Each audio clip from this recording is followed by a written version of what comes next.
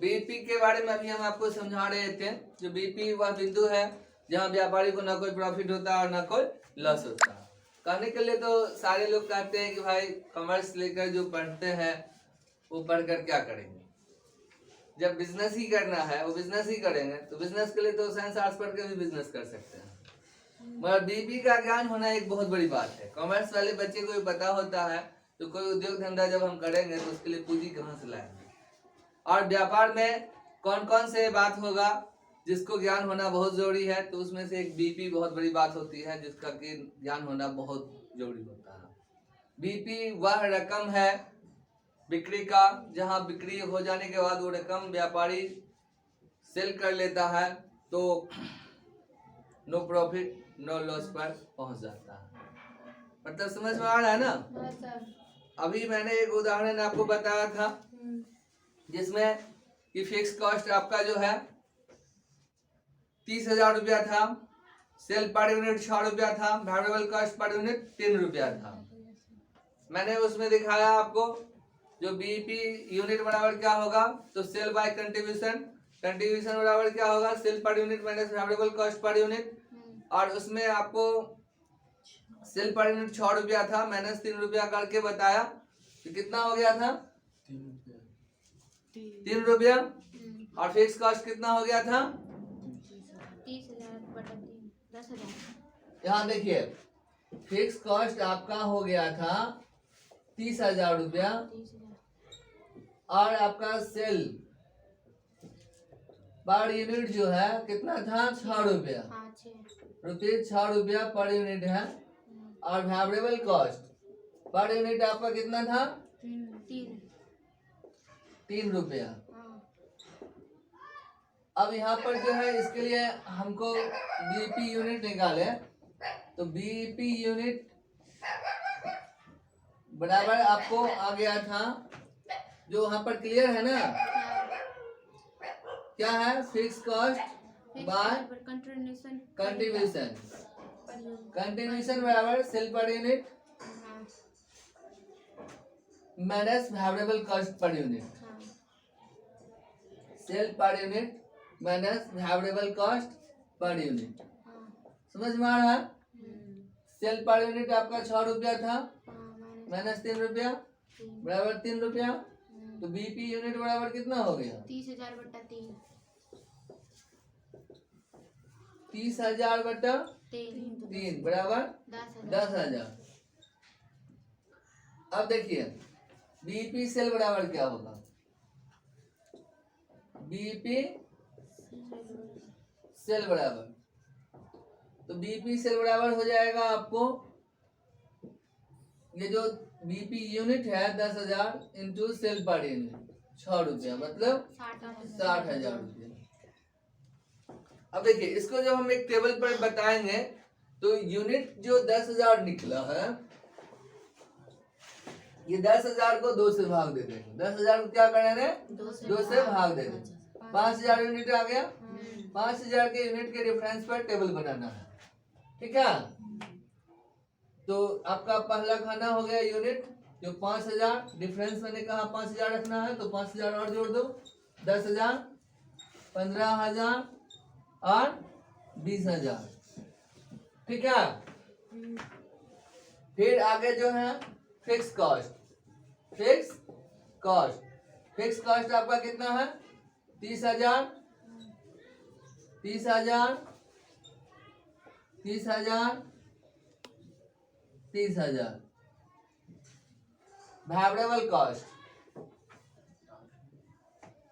Per unit आपको variable cost कितना है 3 रुपया पर यूनिट, 3 से गुना करिए, 5 दिया 15,000, 10 दिया 30,000, 30,000, 45,000, 15 दिया 45,000, 60,000, 20 दिया 60,000। अब देखिए टोटल कॉस्ट, फिक्स कॉस्ट और वेरिएबल कॉस्ट को प्लस कर देना है, 45,000, तो 30,000 और 15,000 fix cost plus variable cost. तो यहाँ देखिए 30,000 और 15,000 कितना हो गया 45,000, 45,000, 30 30 60,000 75,000। 30 में 45 हो गया आपको 75,000 90,000 रुपये। और 30 और 60 90,000।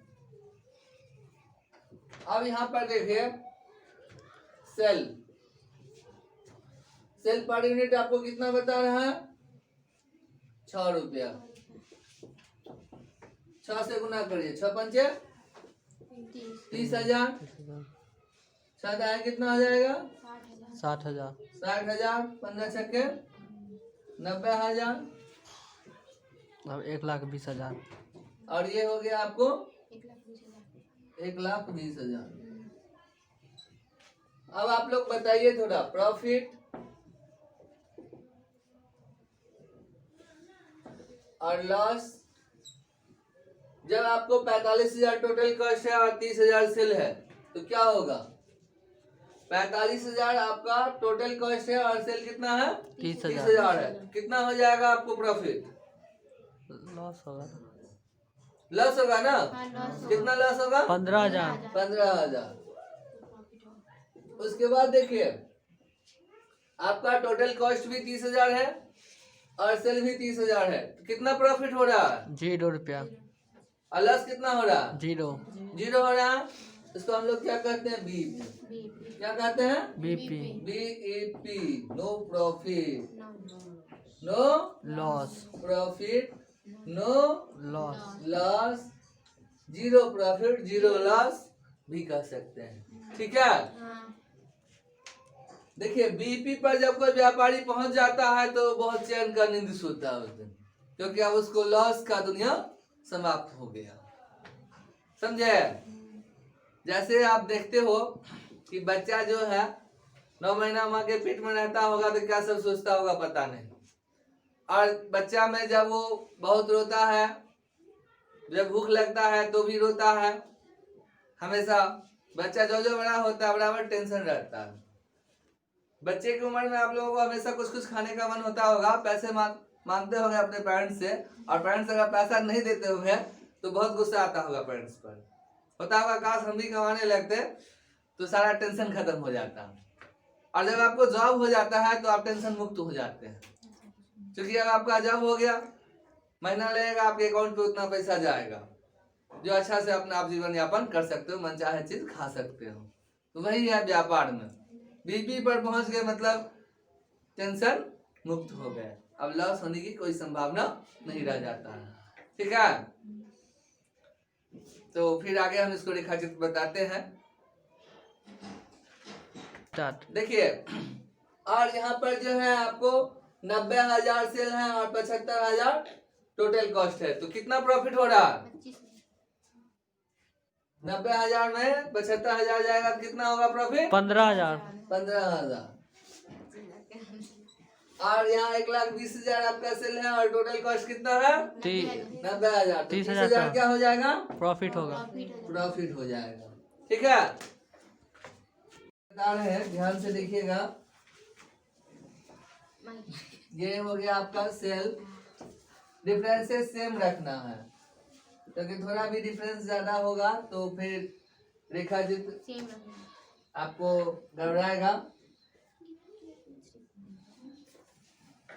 इधर आपको प्रॉफिट और लॉस लिखना है, और इधर आपको सेल। सेल कितना कितना था, जल्दी जल्दी बोलिए तो आप लोग। 30,000। 30,000 सेल है। हाँ। उसके बाद 60,000, 40,000, 30,000, 60,000, उसके बाद 90,000 12,000 और 1,20,000। और यहाँ देखिए BAP मतलब 0 हो गया। हाँ। यहाँ माइनस हो गया आपको 15,000 जो लॉस है, और यहाँ 15,000 प्रॉफिट है, और यहाँ 30,000 प्रॉफिट है।